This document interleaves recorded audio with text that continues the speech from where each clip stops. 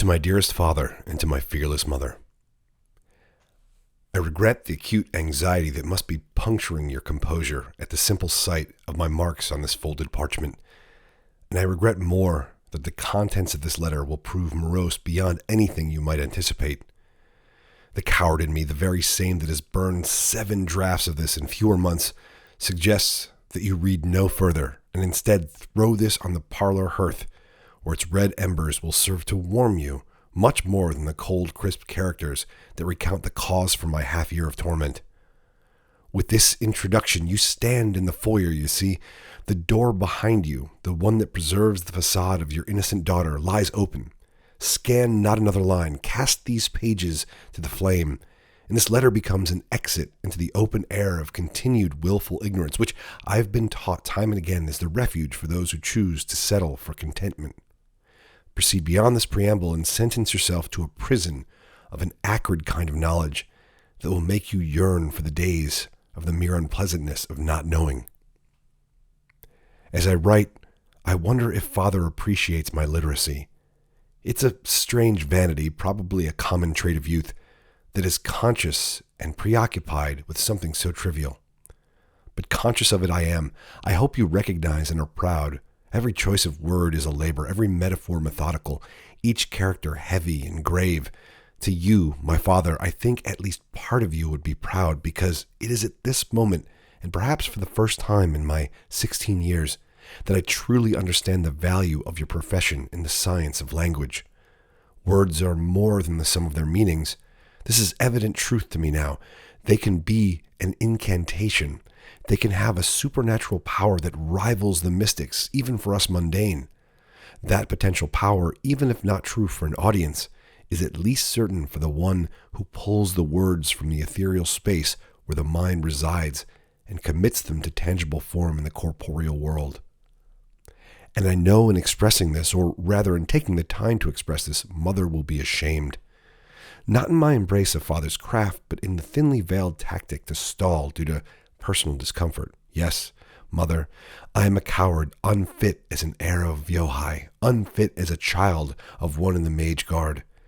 I say this through clenched teeth, wishing I'd pointed out the hypocrisy of your own form of cowardice, but that contempt, while true, is really a projection of the shapes of my own guilt, backlit by the blinding secrets I must now confess. Count my petulance another failure, Mother. No more poetry, no more stalling. Beyond this is the reason for the writing. I implore you one last time to escape. I implore you, but I know it's futile, so let it begin.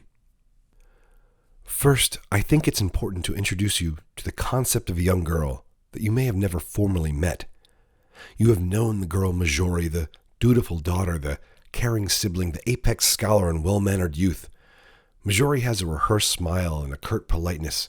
Seldom is she seen in public without her silky red hair tucked neatly under a gold band, her dress ornate, and her posture proper. She is known occasionally to prance sprightly in her bejeweled sandals across the cobbles of the Tajiri precinct on errands to the mercantile, or when feeling truly wild, to dance frivolously in the mist of the distant falls that pour from the glaciers of Mount Poten as she makes her way from our affluent family home or top-floor private dormitories to the conservatory for morning study. This is the girl Majori that you know. That is to say, you do not know me at all. And since this is a letter of confession, I will share more than is necessary in order to demonstrate this point. And while the turbulence of the last 6 months has obviously morphed all 3 of us into unrecognizable versions of ourselves, it is important to note I'm speaking specifically about the me that existed prior to our family tragedy. You see, thanks to our family's station here in Iohai, and thanks to my reputation for innocence and propriety, and thanks to the ease of my studies, I became a master of deceit. It became easy and without consequence. Nothing of significance at first, mind you, all indiscretions that a bright-eyed smile could handily cover and bury. For example, it got to the point where every instance where Zen was entrusted to me for wares or goods from the mercantile, I inflated the cost I reported to you and pocketed the difference. In fewer, plainer words, I routinely stole from you both. Not, of course, because money is something I especially needed. Really, what child wants for anything in the home of a Iohai elite of the Tajiri precinct? there was a thrill in the deception, and an alluring foreignness to the value of that which I could amass. Foreign how? Well, there was an intrigue to this collected currency that was exclusively mine, that through some agency I'd earned for myself, rather than tapping the infinite shared spoils of being born to fortune. Does that surprise you to know that your dutiful daughter thought nothing of stealing from you? While I'm sure you, mother, are scowling, father may be counting his own failures and accidentally teaching me some philosophy about the negligible value of currency or some such high-minded thing. But father, accept it when I tell you that your beautiful Majori was a lying thief who completely understood the ethical violation and just did not care. However, all things considered, this was an innocent crime, right? No one was hurt. Certainly the two of you never took notice. If this was the point of my confession of irreconcilable deeds, it might prove the exact opposite. Were I to think this should rise to the threshold of exile, it would only prove a quaint naivete. There is a lot more. I was a bored child. With the reality that even the most rigorous studies proved childish to me, I feigned the perfect balance of competence and struggle so as to facilitate an abundance of leisure time. And what began as wanderings of the mind soon led to ambling of the feet. I managed my way out of delinquent truancy by forging letters to the conservatory about unique and profound opportunities afforded to me by my station. Mother, sometimes I was tasked as junior steward for a young mage under your command. Father, sometimes I was called upon to be a servant of records for a talk or a panel at the archives beneath the lavastera. Once, I had to miss 3 days to rehearse for a dance at the wedding of the nephew of the illustrious Mayor Javier Nervent. Shocking our family would attach to that cultural event, I know, considering how you both feel about his demagoguery. My professors and I got a good laugh from that as I left the grounds for a half-week of personal reprieve from the inanity. As the respected, trustworthy, innocent child, no one challenged me, not once, not ever. Like the little thefts, these little lies were easy. I mastered both your respective hands and vernaculars. To highlight the breadth of this, I'm not sure I've been to the conservatory a full week for the last 2.5 years. When I say that Majori is a veritable stranger to you, there's no hyperbole. For more than 2 years, a greater proportion of my life was spent beyond your awareness. This, even before all that had happened, where such behavior change may be expected, justifiable, and even possibly forgivable. With stolen money and free days, you may wonder how I occupied my time. I know, Father, that you're of the position, the single most engaging pursuit for a young aristocrat, blessed to hail from the more elite province of Iohai, is to bury oneself in academics. Mother, perhaps you, in the depth of your experience policing the local deviants, can gently assert just how misguided he is on that point. Do you know what's more interesting to a 16-year-old girl than exams on parliamentary procedure and posture and etiquette? Experience of the world. I know that may be hard to believe, but it's true. I suddenly realize how sarcastic my tone has become since my pen hit this page. Mother, know that my jaw is tense from the conditioned threat of the back of your hand. But while a sore jaw is good to immediately suppress sass, autonomic reflex and memory will not as easily stay my hand. For the sake of my purpose here, I will try to mind my tone, but whether I'm able to wrangle it or not, I will get to the end of this confession, and you will both have record of every word. Experience I speak of, the sort that one of my status and gender and age may be shielded from. My best days, no doubt, the ones I returned home with the broadest of smiles, were those I lied with the most innocent of cadence about my shine resulting from some scholarly achievement, but when in truth, I'd spent enjoying frivolities on the lower shelf, in and around the Forsaken Port, in the company of the Gemini. And to poke at the arrogance inherent in the good life, how is it that I know that reading those words is the most bothersome statement in this letter so far? The worst is not the theft or the lies, but the worst by far is debasing myself by associating with the impoverished. I have been told my entire life of my great fortune, having been born to a legacy family, I have been told that it is my life with the elegance and opportunity that is coveted by all in the entire continent of Morinda.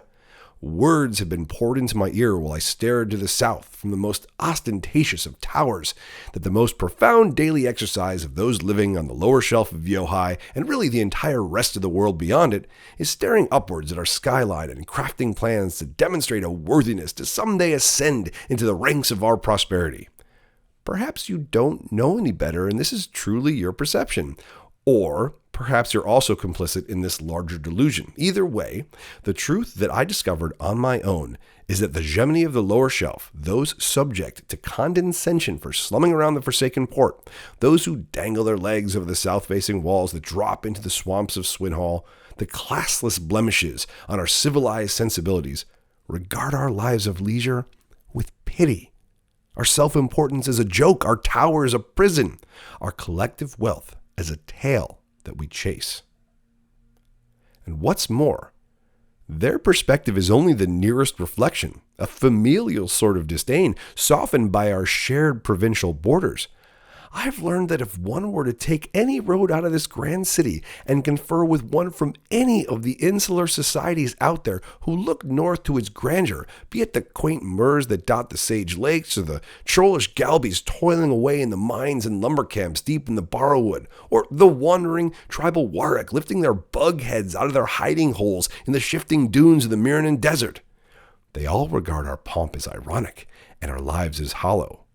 No, they don't covet the scheduled philosophizing of refined tea and dry wine. They don't wish for the mind to engage in standing debates about literature. They're not in line to be enslaved by our sense of propriety. They don't long for days spent haggling over gown prices or spent battling crippling indecision over a selection of gaudy adornments to wear for a formal function. While we proudly but quite listlessly turn the wheels of bureaucracy, they know and do wondrous things in the service of the mystics. I've been told my whole life about the ideological silos behind the thick demarcations on any true map of Morinda, but it wasn't until I shook the shackles of my fortune that I realized that we in the Tajiri precinct of Iohai are not the great unifiers whose existence supersedes those boundaries. In reality, we're the odd ones with no place and without invitation. So we've invented our own usefulness here, and for the sake of our own egos, designed the facade of authority that the rest of the civilized world simply tolerates. I understand that this confession is beginning to read as an angsty manifesto, but this perspective offers a fundamental context. It's important for you both to understand that this knowledge began a holistic education about Morinda. Father, you would defensively protest, no doubt, as I was always a prized pupil of Iohai's most decorated instructors. It all came so easily to me, but know that academics were always perfunctory and reflexive. I take breath, I eat food, I read pages. I think that even when my eyes and ears and lips were in classes, my mind was always elsewhere. That is, until my time with the Gemini. And I don't mean well-behaved, wide-eyed orphan children of the lower shelf who look up at our spires and beam. I'm speaking specifically of the sort that you, Mother, might call dock rats. With these dock rats, Mother, I caused trouble. I stole and vandalized and actively practiced a general mockery of the establishment. Those are the sorts of things I'll divulge, at least in such abstract vagaries. Know that there are also secrets I'll keep. You'd regard every bit deviant, both of you. I think I've maintained a grander set of ethics. I've never physically hurt anyone, nor would I, of course, but there was this new flavor of glee in the sort of prankish stunts that allowed me to occasionally shed the veneer of the dutiful daughter. You might be surprised to know that this is not uncommon for we youth of the upper crust to become tourists among the baseborn. It's just that I was, for whatever reason, much better at it than most. I'm not exactly proud of any of it, but nor am I ashamed. If anything, it gave me important reflection about the absurdity of my own station. Here was this ragged, profane little dock rat causing chaos all about the lower shelf with a band of vulgar criminals who, at the end of the day, put her silky red locks back under a glistening tiara, stepped off the lift to the cobbled streets of the upper shelf in her immoderate summer sandals, and joined her regulator mother at an exquisite table in the great room of the high home for a nightly sup and privileged conversation. Note, this is not part of what is to be confessed, only context. There was no irredeemable sin in any of this, nor do I even count it as a thing for which to apologize. However, not so dissimilar from the best literature in Lavastera, there's always a "but then," and what follows is always a tragic fall. I will write his name. I'm not sure the 5 letters will have the same heaviness once they're ink on the page as they do right now spilling out of the pen. But the 5 little symbols in succession are even harder to write than they have been to say. I know in our home that the 2 syllables they represent when spoken aloud have become an almost religious incantation that has the power to magnify the speaker's emotion. The 2 syllables can be hissed like a curse to maim and batter, and when sobbed can disarm and disable. I write them now in contrition, hoping such a magnification can also apply to the unburdening of a grieving guilt, but I do not hold much hope. Eston. 6 months ago, near to the day, Eston disappeared. So this is my confession. I know the circumstance, and I have known all along. I know you thought him a boy at 4 years my junior, but in my limited experience, boys seem to grate against their station to chisel a sense of identity even younger than girls, and with extended bravado. If I, as my noble and wise father's daughter, yanked at the reins of crass ignorance as a means of rebellion, then Eston, as his just and righteous mother's son, drew on an anarchic disobedience as his. I blame myself for this, as he always did have a way of following my lead. Remember, father, frustrating mornings when Janice, the old cook, would make the early rising sun his heart's desire for breakfast, then had to change course mid-bake when I later came to the table and made my own request? He would have to have whatever I had. Remember, mother, when Eston insisted on taking courses in Regency etiquette because he knew such was on my syllabus, not a month out of primary and ready to wade into the waters of young statesmanship, not because he wanted to or even understood what it was, but because the boy liked the comfort and security of dancing in the shadow of his well-regarded ruby-haired sister? And he twirled and spun in those shadows right down to the lower shelf and into the maw of mischief with the Gemini. He was perhaps not as precocious in his ability to lead 2 lives, and was often more a liability than a companion, but my instinct was to protect him nonetheless, if only to perpetuate my own recursive ruse. He was no longer a child, but yet farther from a man, so to protect him, and admittedly more to protect myself, I folded him into my lies and kept him close. He became an accomplice of sorts, and he was the single person from my proper life that ever got to see my duality. We were almost caught once. Mother, you're the one that almost did the catching. So for contextual relevance, this anecdote may serve to paint the most accurate picture. How well do you remember the events dubbed the Port of Fire? It was talked about for weeks, months, but I'm sure talked about very differently in your circles. You see, we knew an adventurous sprout whose name I will not divulge, but for the sake of telling, I'll call Sturge. Yes, father, a literary nod to the storybook treasure hunter. This one you'd both absolutely dub a grubby deck rat, and out of all the weird friends I've made from the lower shelf, he might fit your caricature the best. Father, you'd diplomatically say he was lacking wits, and mother, you'd be the first to notice perpetual sweat and strained mouth breathing. But as a person, he was nice enough, not kind maybe, but simple, not capable of condescension or cruelty. I believe the boy I'll call Sturge was keen on me, as he often tried a plumage of plunder to set my attention. He was the sort of Gemini who would scale the walls down into the swamps of Swinhall and wade through the mud and muck, seeking out lost trinkets to sell in the mercantile of the Forsaken Port. He had an uncanny knack of finding things that, with just a bit of polish or repair, could sell as new. It was amazing the things he would find. The trash that would be discarded from the Tajiri precinct down through the lower shelf and out over the wall or through the sewers into the swamps. He could and often did restore it to treasure.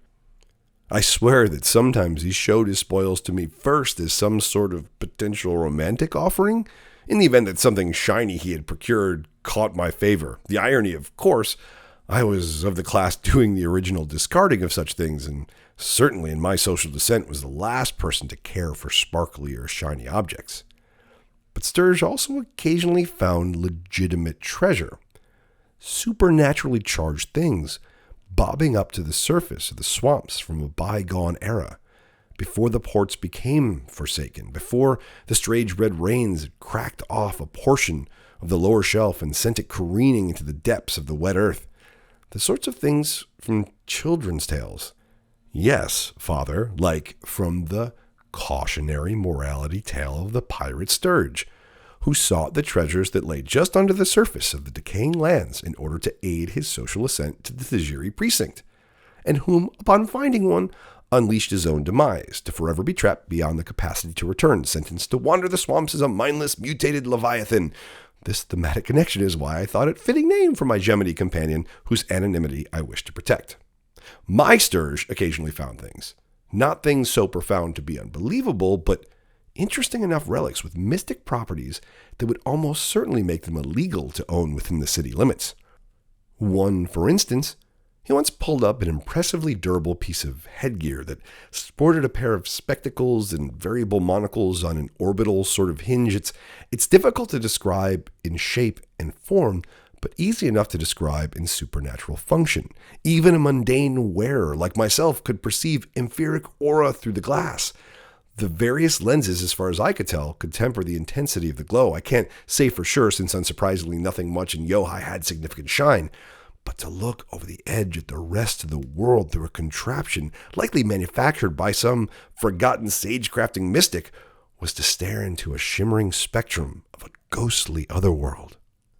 I could give a list of similarly strange discoveries that Sturge hauled from the swamps back to civilization, and I could recount how he fiddled and played with the things in reckless fashion, but only one matters, I think, for so many reasons. The char decanter. What, at 16, do I know of Narc? It's a prison. It's purported to be run by half and quarter dragon children of the Mystic's Mew. Its walls contain lava flows that run down from the Telegora, and if we misbehave really, really badly, we might get sent there by an angry mayor Javier Vent. All academic and completely disconnected information for the legacy children of Iohai. But the object, the char decanter, made this foreign place suddenly very real. This stoppered glass engraved with a sigil of exigence was intriguing, but not so intriguing as the glowing ember suspended inside. This ember, which pulsed deep orange through shifting pores, observed neither force nor gravity. Shaking the thing did not cause it to jostle, but neither was it exactly static, as no matter the force applied to the glass, the ember sort of spun and heaved and hovered as if obeying a physics system different from our own. My Gemini friends knew this to be something called a char decanter. In your respective vocations, I'm sure you both know exactly what a char decanter is. Surely, father, it's written about in your libraries. Maybe, mother, you've even seen one. But nothing like it can be found in the mandatory academic readings of a privileged girl of 16 in the incendiary precinct of the great city of Iohai. Another of my dock rat friends, who I shall not name, nor does his place in the story beyond this comment warrant being named, defined the thing as bottled will. Bottled will, he called it, with implications eluding me at the time. From our neutral towers and the mundane safety at the foot of Mount Poten, among all of our luxuries, we often regard the service and function of the mystics with malaise. Father, you collect their records and keep their secrets and express the human condition through their metaphors. Mother, you are dispatched to quell disputes and to ensure Iohai's neutrality, but these are very procedural, administrative functions, not ever truly entangled with the supernatural nature of these custodians of wonder. You know the sitting mystics by name. You maintain at least a surface understanding of their function, but the actual magic of it all is wrung like the water from a tightly squeezed sponge. Bottled will, he said. In other words, a metaphysical tool of personal exigence to counter the will of predestination. An axe from Narc to wield against the shackles of the Pans. Because as a 16-year-old ruby-haired aristocrat, I might not understand narc, but I do fully comprehend immutable destiny that serves Mystic Cyrene of Panatan. How could I, a lifelong mundane academic, understand the magic of one mystic over the other? Quite simply, destiny is what my rebellion was fighting. I was in the lower shelf, neglecting my studies and fostering friendships with the Gemini as a subconscious drive to shake what I perceived to be my fate, to deny my birthright, to live without the detestable comforts of guaranteed fortune. I wanted friction, I wanted spark, I wanted flame. And upon articulating this right here and now, I know that I do understand the magic of narc after all. The magic of exigence is about personal agency over slavery to predetermination. But I digress. Back to the charred decanter, the bottled will, the strange glowing ember that ignored all physics. It was a cooler night by the docks, with wind blowing west through the wall of blue glaciers, and if Father were to talk about noting overt metaphors around us, what could be more topical than noting the sharp ice wall that stabs at the sky and seals off the port when considering slave master fate? You might even call this metaphor banal. The torchlight threw ominous shadows on the decaying ghost ships in the harbor, and there weren't but a few pedestrians skulking around.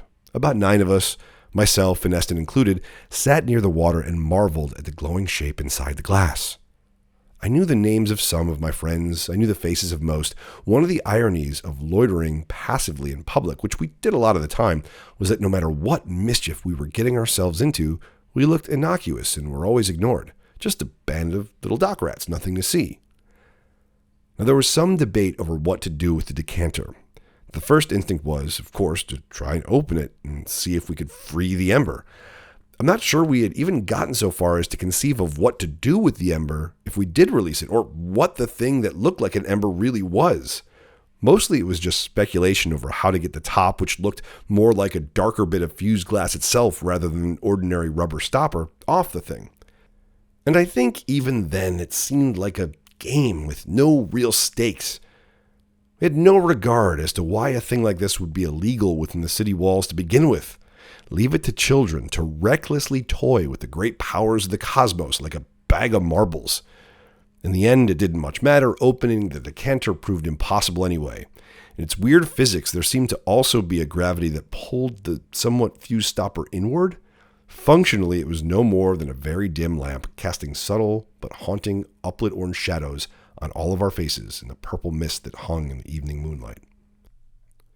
It was Eston, I'll have you know, that caused the drama in the ports that night. It was Eston that was responsible for the port of fire.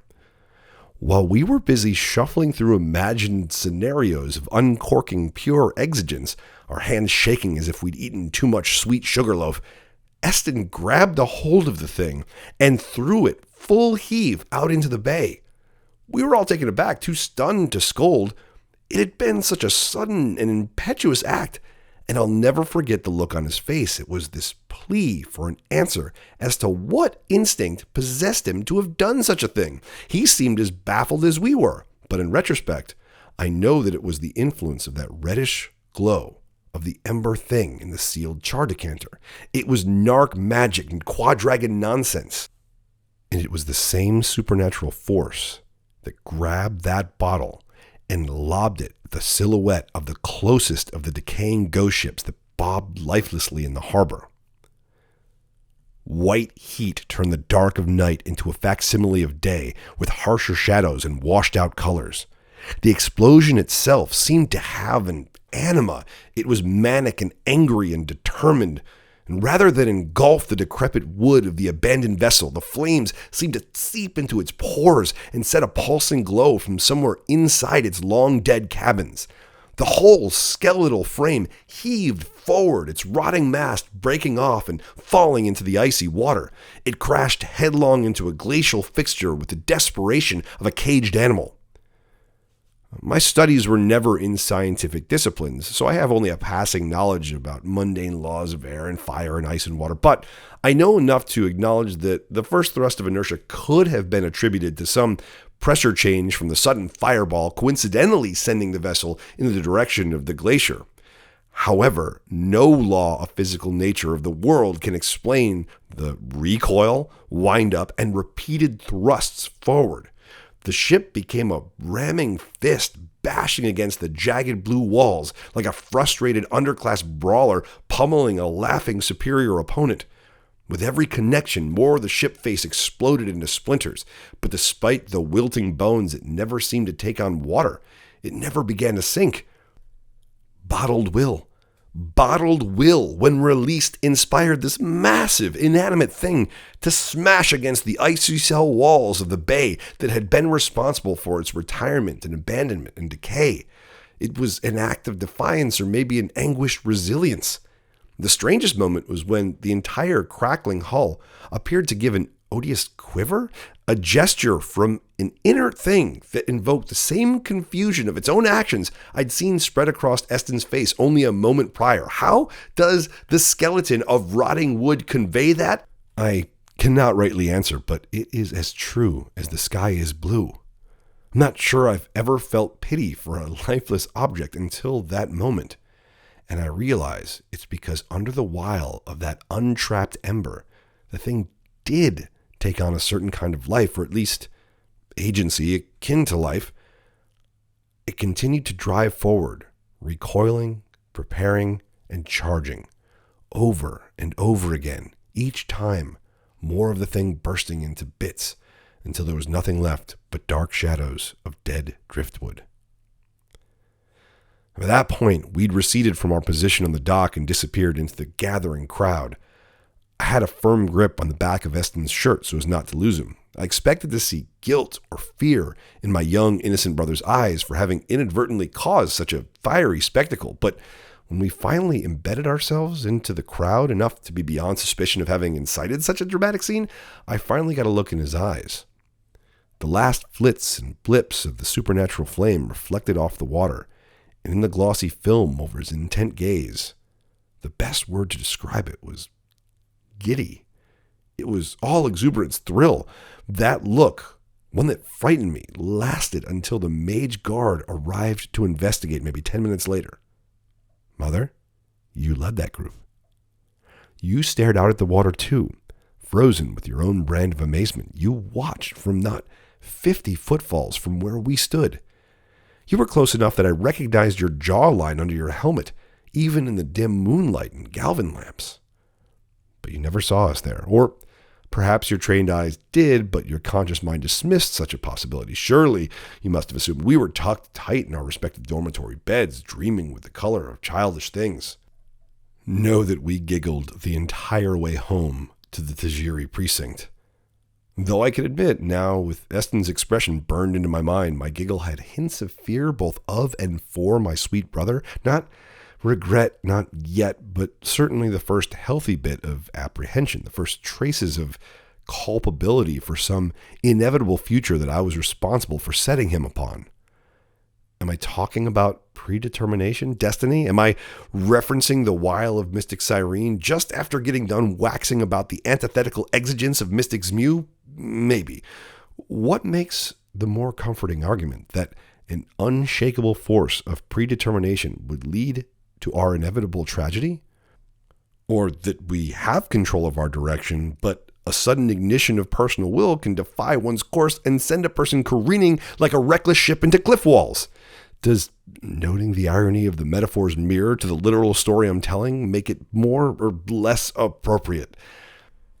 Anyway, Eston and I kept our affairs all in proper fashion over the ensuing days. 2 examples of dutiful youth. No slumming in the lower shelf among the Gemini dock rats. No mischief, innocent or otherwise.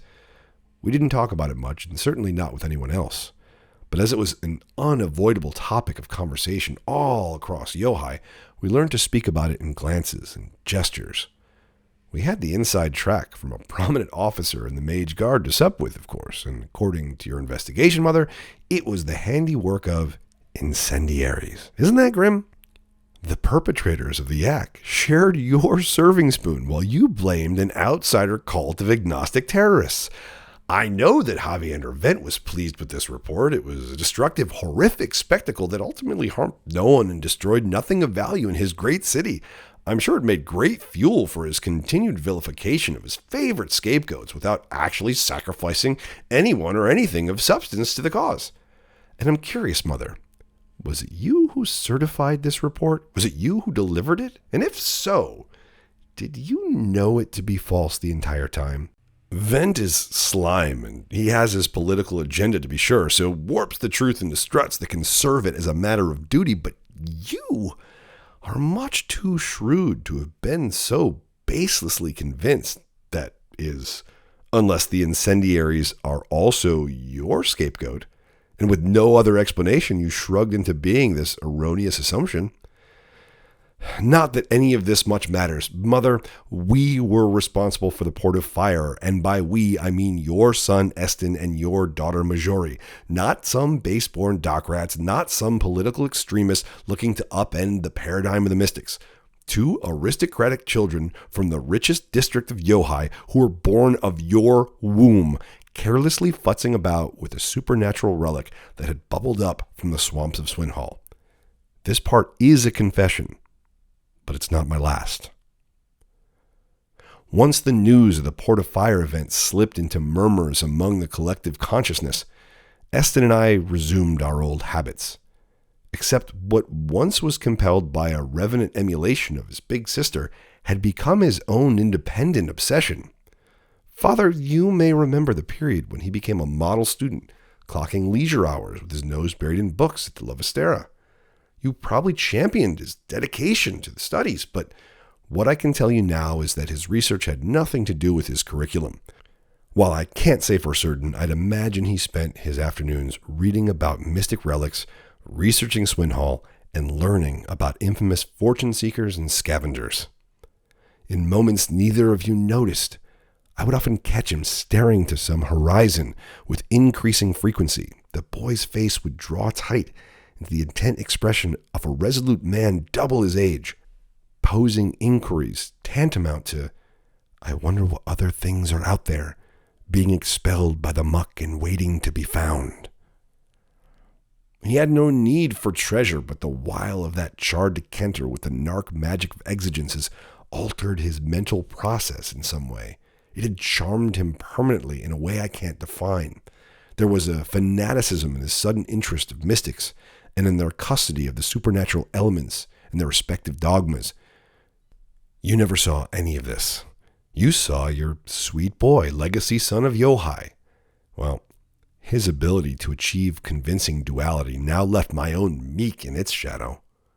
As summer turned to fall, Eston's fixation became on planning his own expedition down the wall. You have to know, only a few short months prior, we had continually dared each other into reckless scenarios, but at this, a protective instinct nagged me. Perhaps the Port of Fire, the very same impetus that incited his own descent into obsession, altered my consciousness too. However, my strong initial reservations prompted a response I did not expect. Gone was the doting brother who trotted along, matching his wise ruby-haired sister's sprightly steps. Instead, this new Eston accused me, the person who had invited him into mischief, as being prudish and chin forward. My protest only strengthened his resolve. This was a thing he was going to do. My only option was to feign support for his plans so that I could monitor for undue risk. And one day, we did this thing. With some guidance from Sturge, we mounted our own expedition down the city wall and into the sullen, sunken ruins. I'll admit to initial exhilaration and also quite a bit of haughty disgust. The task took us through the sewers, you see, and though I liked masquerading as a baseborn and wasn't afraid to get my hands or cheeks dirty, the legacy daughter in me knew such could be washed off with twice a daily soak. Call it my feminine vanity if you will, but the stench of the drain pipes was so pungent that I swear all these months later, I still experience phantom scents that are unable to be sponged away. But Eston had no problem with it. And so I had no choice but to wade bare-ankled through the wastewater and then scale behind him the vines and brambles to the soft ground below. I guess it's fair to say that Eston's thrill became contagious at that point. It was the first time either of us had left the safety and neutrality of the city. This place presided over by the mystic of decay may as well have been a new world. It was impossible to ignore or deny that feeling. Minding our studies, we were cautious to avoid anything that even approximated the color violet, and there was a lot of violet. We made an agreement that we wouldn't venture far enough into the swamps to where we might come across something so potent as to be beyond the healing capacity of more mundane medicines freely available in the ports. And to our credit, we did not venture far, as we played adventurers like idiot children half our age with a fraction of our wits. Eston used a strange weighted net given to him by Sturge to rake the muck. He pulled up plenty of things. There was trash, the occasional warded bulbo hopping against capture, rotting or rusted trinkets that quite honestly would be trash in our home even if polished and new. Certainly there were no true treasures to find, not here, not this shallow in Swinhall. In the distance, washed and distorted by the hanging fog, was a candle of light. It was closer to the shade of the artificial cool blue aurolux found in the basement levels of the Levistera than the amber galvan lamps we're used to in our homes and that light our streets. With subconscious dismissal of the cautionary fireside tales of mystic Yeli and mutant residents of Swinhall luring children to their doom, Eston followed the light, and I followed Eston.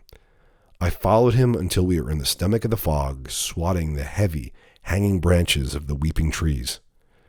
I followed him until the density of the fog obscured the grand walls that stretched back up towards home. The shifting, cloudy mass that had begun to take on a silver liquidity even hid the majesty of the sleek slopes of Mount Poten altogether. The protruding eye of a seraph violated the surface of the water. If my memory can be trusted, the eye was no bigger than my fist, though at the time my racing heart may have conveyed to my mouth that it was as large as a Faraday punch bowl. The gross thing's sudden intrusion into our adventure knocked me off my balance, and I almost toppled from the slick, mossy walkway into a deep, purple, oily pool of muck. Eston's reflexes were fast. He caught my arms and helped me to balance. He laughed nervously, I remember, but his eyes were serious. It was very similar to his look after igniting the char decanter. Why? His eyes asked. Why do I need to do this? That expression is a specter that invades my dreams even now. I would see it one more time, and it would be the last expression I'd ever see on my brother's face. Here is where I would like to tell you that Eston ran ahead of me and was swallowed by the mist. I'd like to tell you that we became separated and that his disappearance remains a complete mystery. I would like to leave with hope that further searching the swamps might be productive. But hope is a toxic lie that I've lived with for far too long, as if the contamination of the magic of decay in that place followed me home and over time has twisted me up into a grotesque beast. Eston did not, in fact, run ahead of me. Instead, he gripped my hand, the child in him suddenly stepping forward, and his whole being became very aware of the frightening nature of the things at the base of Iohai's walls. His breath was quicker, his eyes wider, and tears threatened to spill down his boyish cheeks. Something about the moment had shaken him from his sleepwalk. Given 3 more seconds, I'd have recommended that we head back. The game for 2 spoiled heirs of Iohai was at its tether, and for us to proceed any farther was to court a mature, primal cognition of the world for which neither of us was prepared. Today, groveling at the feet of any mystic, I'd give my life in trade for those 3 seconds. From the violet, swirling pond of muck into which I'd almost fallen came a solitary bubble. The swamp churned in an organic way, causing the oily surface to gently spread with a subtle ripple. When the bubble burst, the exhaled gas bloomed into one of those blue candles. It wasn't flame, though. It was shimmering aura, shifting in phase in a way to make it visible to our mundane eyes. And as sure as there was a pronounced punctuating glow, the reflection on the swamp surface was only an unnatural shadow. The shadow grew more pronounced until it took proper defined form. Small, angular, it was the silhouette of a cube swimming in the muck, swimming and reaching to break the surface. Sturge's crass words repeated in my mind about the potential age of the treasures that the swamp occasionally belched out. These ancient things were the reason treasure hunters scaled the walls. These were the finds worth a fortune. From my studies, I understood in an academic way that these were relics of older mystics, once part of a much younger Iohai's opulence, before its southern quarter cracked off and sank into the swamp. Things like the orbital spectacles or the char decanter. They were manufactured artifacts of ethereal origin and purpose. They were tools and toys of long-dead magic practitioners, and often tangible instruments with the design to harness, control, or mitigate the supernatural elements over which those mystics served custodian. Was this cube shadow slowly crawling to the swamp surface one of these relics? Yes. As the thick, murky purple soup continued to eject it upwards, it seemed to steal the air from the place. The oppressive humidity drew inwards towards it, and my breaths became brittle and dry. Eston heaved the weighted net with urgency of catching an elusive creature. I urged him in an unfamiliar voice that belonged to a dream to leave it be and head home with me. But my plea came too late. The deed was done. The thing was caught. Eston helped its excision as my knees weakened with dread of whatever vile thing the swamp would avail to its trespassers. But the thing in the net didn't seem extraordinary at all. It wasn't some long-lost mystic treasure. It wasn't some foreign, mysterious, supernaturally manufactured relic from an ancestral time. No, it was a simple little music box, the type with a crank on its side that plunked out simple tones designed to provide passive melodies that would help children fall asleep. Ironically, it wasn't even an ornate one. This was the music box of a simpleton, the sort one could find in the port mercantile for slightly less than a bowl of mediocre chowder. It was the sort of thing that the Gemini wouldn't hesitate to gift or toss aside when their young ones were old enough, as the sort of thing was too common and cheaply made to have much resale value. All the business we'd made of it, I thought. This was the prosaic treasure at the end of every childhood's fantastic exploration. We, as enlightened and privileged youth, got an opportunity to revel in the excitement of the fantastic, but it was all play. It was illusory. Our minds painted very blank walls with colors worth an interest. Youth is lost when the end of that fantastic path is reached, and the prize at the end of said path is revealed to be nothing extraordinary. So my new reality was that I'd debased myself, trudged bare-ankled through human excrement, climbed into decaying wetlands of Swinhall, lost myself in the mist under the weeping trees, was almost frightened into falling into a bog by a mutant cherub, all for a trinket worth less than a strand of my own noble hair. I began to laugh. The inflated, romantic atmosphere of the space seemed to demur at the sound. I think that comforted Eston. He laughed too. We both laughed until our bodies were tired. He settled on the stump, holding the side. I abandoned all decorum and fell right onto the mossy ground. Do you think the docents of the Lavastera would want this for their exotics collection? I remember him giggling as he pulled the thing free of the net and tossed it to me. I dropped it and its corner poked almost silently into the soft moss. Maybe we could gift it to Mother, I remember retorting. And Mother, I cannot overemphasize how hideous you'd have found its modesty. I picked it up and examined it. It wasn't even a premium alloy that would have been worth something if melted down. It was light as sugarloaf. It seemed it was rusting, and its time in the violet oily swamp had discolored portions with splotchy patches just shy of obsidian. Its clasp had broken off, but the top was sealed with the muck, much like the char decanter. The thing seemed intentionally and supernaturally sealed. Eston snatched it back from me and playfully bashed it against his log. The first contact had knocked a few splinters off of his makeshift seat. I noted, but ultimately ignored, an acute needle of panic that stabbed at the inside of my abdomen. I forced it away with a laugh, but my mind's eye interpreted what my mundane vision could not see. There was a thematic recursion. There was an unmistakable echo. Eston grabbing this abandoned music box, smashing it against the wood as the decayed splinters shot off in different directions. My mind's eye saw the ghost ship in the harbor, while my vision continued to try and dismiss this warning. The top of the music box did eventually pop. It was evident that the muck had gotten inside as well, for the posed, waiting figure, whatever it had once been, was now a disfigured stump of a thing, a mutant mascot of decay fitting for its Swinhall den. Think the Crankle turn? He hesitated. His joviality faltered just a single degree. If you can get it to turn, we might see that little mutant dance, I cackled, imagining the tiny decayed statuette flailing about to a warped and gurgling rendition of some simple childhood melody. But ironically, despite all the decay and rust and muck and obsidian blemishes, the crank turned easily, and the melody was beautiful, airy, hollow, and clear.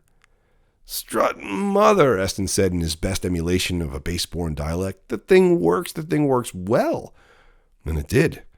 It was no song I'd heard before. It was familiar somehow, but in the way a random face in the crowd can resemble a faded memory of someone from a dream. The mutant thing did dance in its way. The tiny figurine mounted on some internal mechanism staggered and gyrated unnaturally. The short, monophonic melody was joined by a harmonic voice that seemed to chase lazily from behind. Eventually, the second voice caught up to the first, and the two voices moved together on a third round of the motif, the latter becoming the dominant of the two and the former serving only as the accompaniment. My reaction was delayed, still hypnotized by the song, when Eston's face began to contort. His eyes both strained and widened, his lips curled back to reveal his full mouth of teeth and something that may have looked like a grin, if not for the vein popping from his forehead. His flesh darkened to a desaturated gray that made the mist of Swinhall appear vibrant, and a subtle glow replaced the black pinholes of his constricted pupils. I stood up with a shriek and kicked the thing out of his hands and back into the swamp from where we pulled it. It settled face up with the mutant thing bobbing in and out of the oily surface. One would have thought that the viscous lake would have impeded the crank or muffled the sound. Perhaps if under the influence of ordinary physical law, that would have been true. But this place was not under the influence of ordinary physical law, and this modest trinket had been a vessel for something malignant that had no respect for the ordinary. Instead of muting or muffling the melody, the very surface began to vibrate sympathetically, amplifying the sound of the second voice until the very swamp was made of it. If you'd ask me to explain that better, I'm afraid I'd be unable. It was an implicit truth that I can no more explain than I can deny. The sound became the thing that we and everything in our relative area in Swinhall was inside of. Knocking the box from his hands did not slow the ailment. The life drained from Eston's face as his flesh tugged against his jaw, threatening to rip from being drawn too thin. I tried to pull him to his feet. His skin was already cold. He was weighted to the log with a supernatural force, like a stopper in a weird decanter or the top of an unimpressive music box. It was while trying to pull him to his feet that I noticed the ailment spreading to my own hands. The skin of my fingers began to blacken and pull against the bones. There was no pain in this. In fact, it was not something I felt, only experienced in a supersensory manner. It was then, rising behind the shell of my sweet brother, that I saw the horrible thing. Its size would suggest a leviathan. Its physique would suggest a mutant. Both would have been less surprising in the sullen swamps of Swinhall, native to such things. But this was not a massive beast, nor a deformed creature. It was more of a cosmic abscess. It was a negative entity that represented a cavity in the space, a thing that had invaded the swamp with a form of pure absence. And it was a hungry thing. I staggered back, but I promise you that it was not because of the sudden fear outweighing my attempts to save my brother. As the thing made physical contact with Eston, it sent a sort of white heat through him and into my own limbs, rendering them useless. I collapsed backwards without any agency, one hand splashing directly into the violet surface, which pulsed with the sympathetic vibrations that amplified the tiny tones from the throwaway music box. My screams were simply accompaniment to the cacophony buried under the all-consuming melody of the thing. The gyrating mutant figurine mocked my violent convulsions with the smallness of its apathetic dance set against the massive gravity of the event it was conducting. The pin lights in Eston's eyes offered me one last longing look. It was that plea, "Why did we do this?" This was the last glimpse of his face I would see. And this last time there was a new ingredient to that pleading, confused look that made it all the more tragic. There was just a sprinkle, a final resignation. There would be no next thing to regret. There would be no other regretful looks, because this was the very last thing. The invader of the swamps, I realized, was death. and the song had summoned it. Eston's body went slack. The glow at the center of his pupils flickered out. His skin turned charcoal. The thing said upon the screaming, ruby-haired girl you'd recognize as your terrified daughter. Whether by force of will or supernatural agency undetermined, I pulled my hand from the muck of the violet swamp water and waved it in a futile defensive gesture. The spray of the oily gunk caused the thing to shrink for just a moment, and in that moment, I saw into this abscess. Through the pores of that membrane between the place I cowered on the moss and the origin of this abscess, I saw a ragged mane like a wild hode. I saw a metal mask pulled down to hide an inhuman face. I saw this imposing figure in a forge built upon the bones of leviathans. The figure saw me as well and saw that I saw him. It was then that the sound of the music box finally began to falter.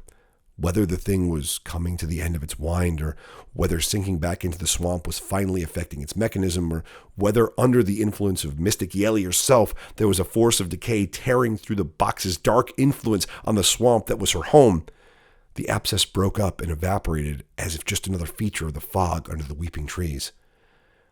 And my sweet brother's body evaporated with it as if it had never been there. My sense somewhat returned, control of my limbs returned, but in the wake of this trauma, I felt nothing. With a blank mind and deadened nerves, I waded through the swamps back to the vines and the roots.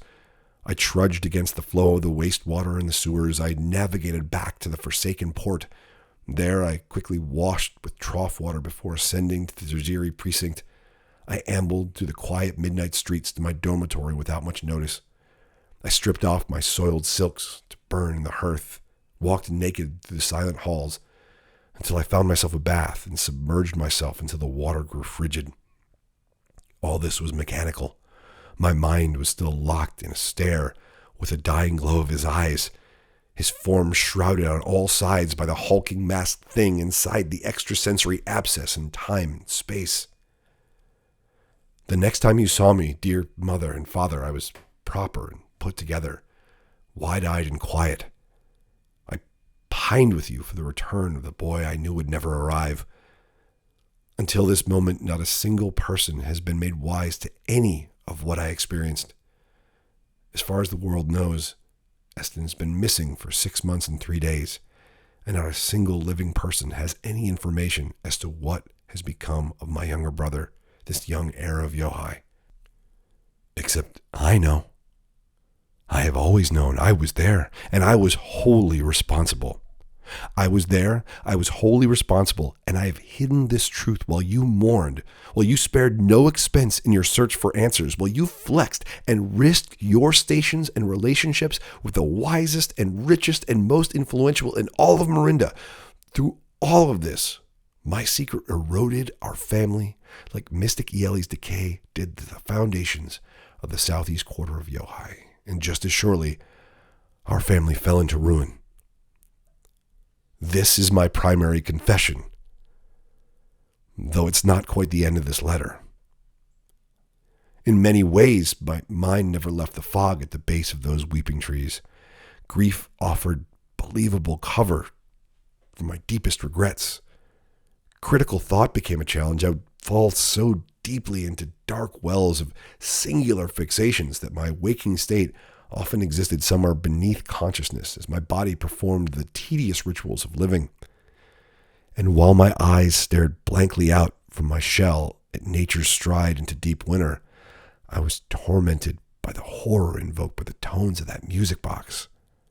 I could be settled by the hearth, peering out at the blinding white of a crisp winter noon, and find myself suddenly possessed by the chilling dark of the masked specter and the otherworldly abscess that marked his frame. And if my waking hours were cursed by this guilt, my dreams were damned by it.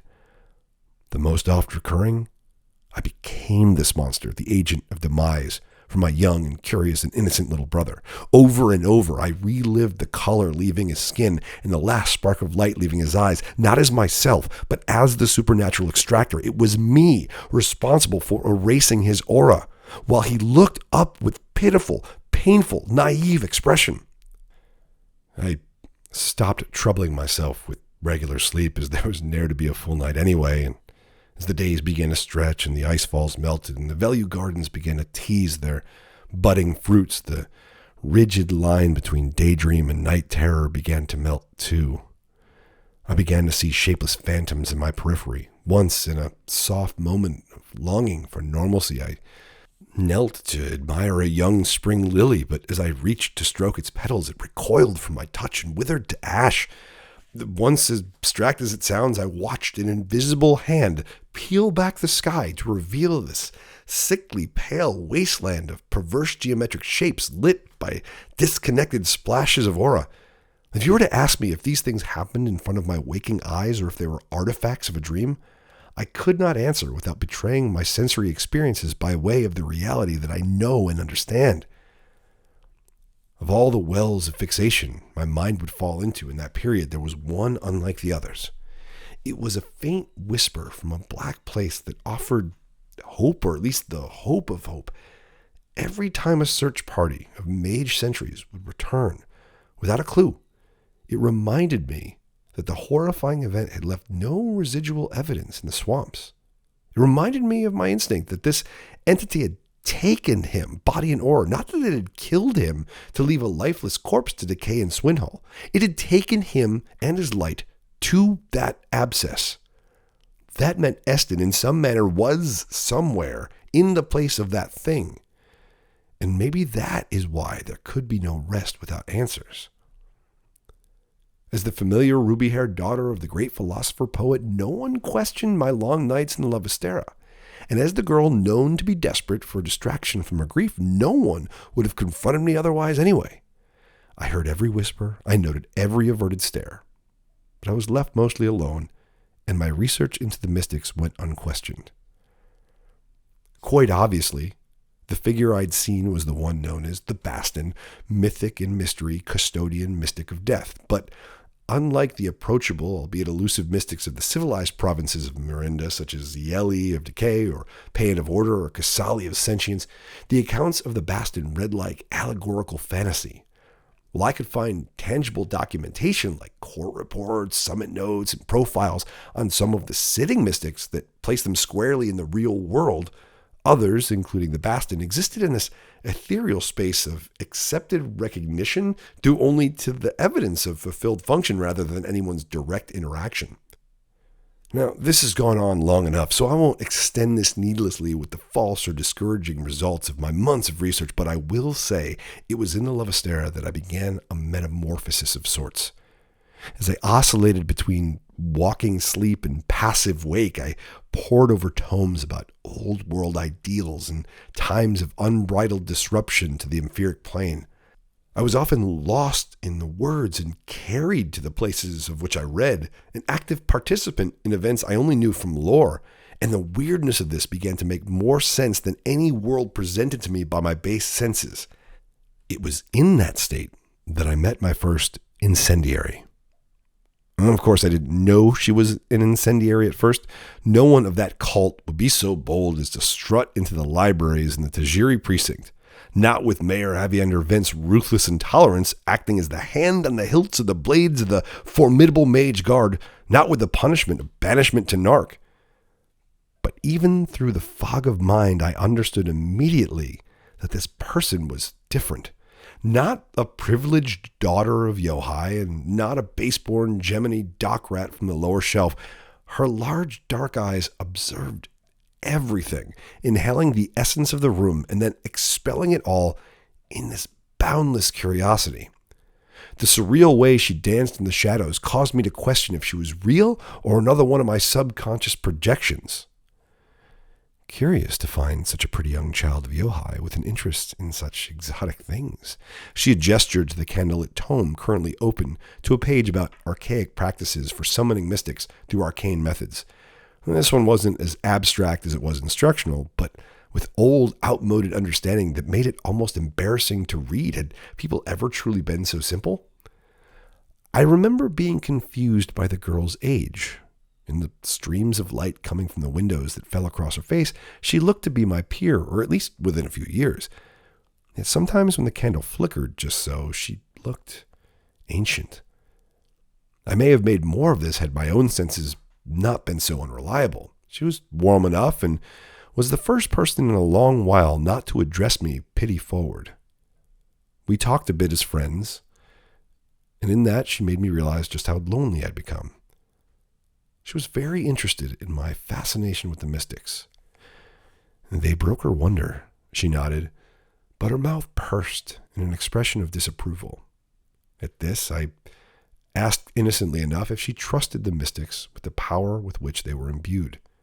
I was thinking about the Bast and mystic of death and the contempt I had for the thick veil that separated me from the answers I sought. Her answer was fascinating. They're not deities. They're mortal appointees serving a vocation. In their service, they're as imperfect and corruptible as any mortal being serving any civilized function. Asking if I trust the mystics is no different than asking you if you trust your mayor. The difference being in scope, of course. Their influence is almost godly. I remember a dissonant scrape where my years of indoctrination regarding the necessary dogma of the Order of the Mystics sparked against my angst towards the phantom custodian who so haphazardly served death magic. You sound like an incendiary, I charged, though I'd been half joking. The girl did not balk. She wasn't interested in responding to the charge. Instead, she was reading me.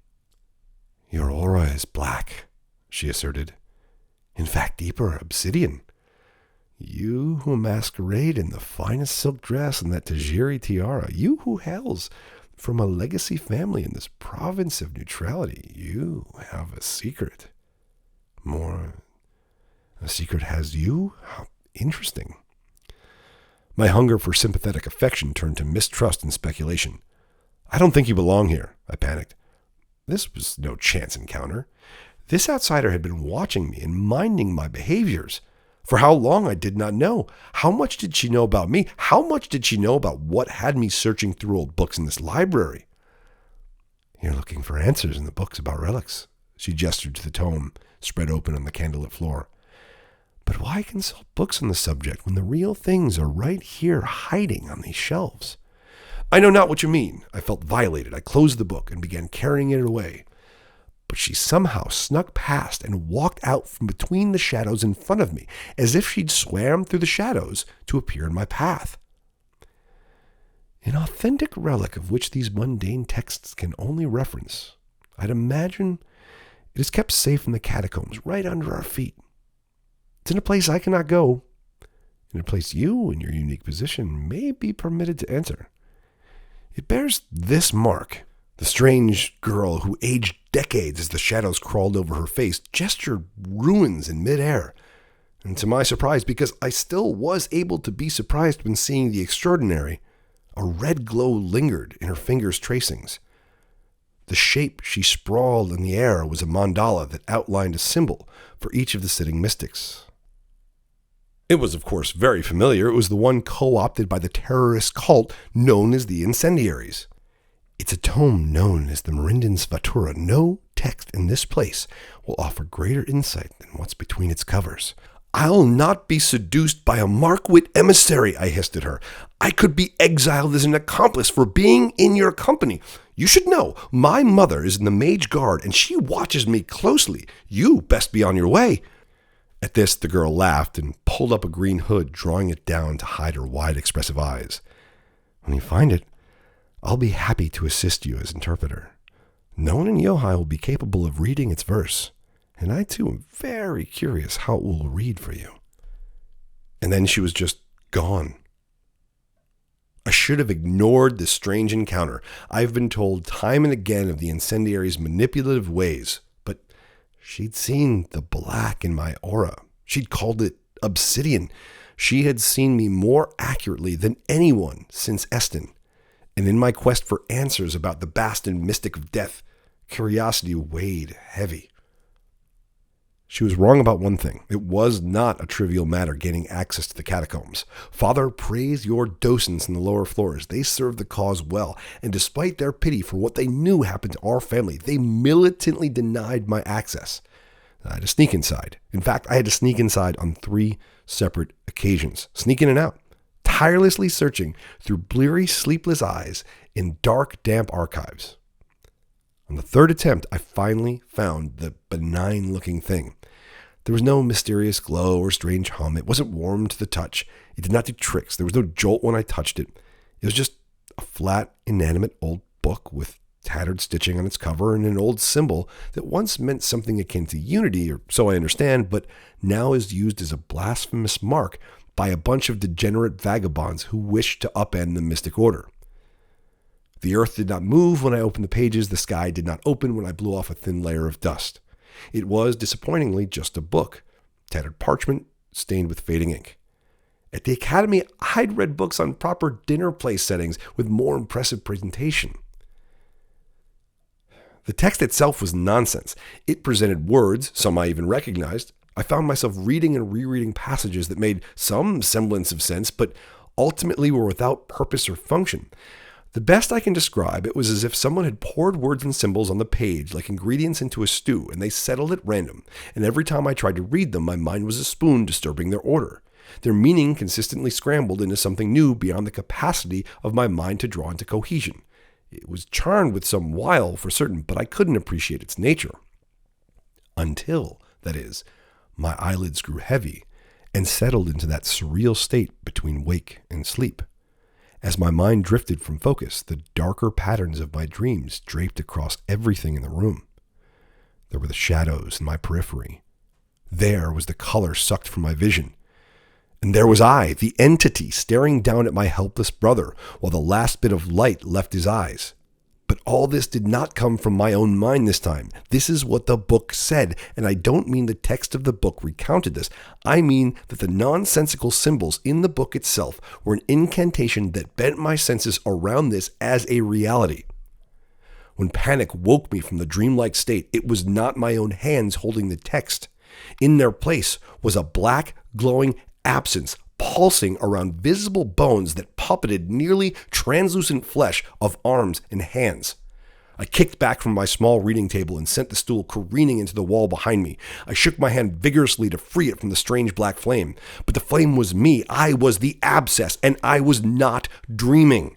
The black flame that engulfed my flesh was not fire. I had not burned the pages I had been holding, nor had it singed my clothing. I felt no heat. This was my naked aura, I realized. Black obsidian, exposing me to the bone for the monster I perceived myself to be. I closed my eyes and focused on my breath. I thought of Eston in that moment, not of his death at the hands of the dark mystic, but of memories of his smile and his warmth and even his mischief as he followed me in playing Gemini. I held that picture in my mind until my heart slowed and my hands stopped shaking. For a moment, behind my eyelids, I swear I even saw myself sitting there in the catacombs of La Vestra with Eston's arms around me in a comforting embrace. And when I opened my eyes, my hands were my own again. The simple facade of the book mocked me from the table. Under the globe of a candle's warm light, the thing was still, lifeless, quiet, and small. It was that moment I decided to leave Iohai with the Mirren's Vatura. This was 3 days ago. For 3 days, I have prepared my egress. So now, at the end of this letter, my sins can be counted. Please note, Mother, for official record if you must, I am a thief and a liar. I'm a vandal and complicit in criminal mischief. I am responsible for the disappearance of my brother. I have consorted with an incendiary, stole my way into the catacombs, and willfully engaged in an unsanctioned mystic ritual within the confines of Iohai's sovereign walls.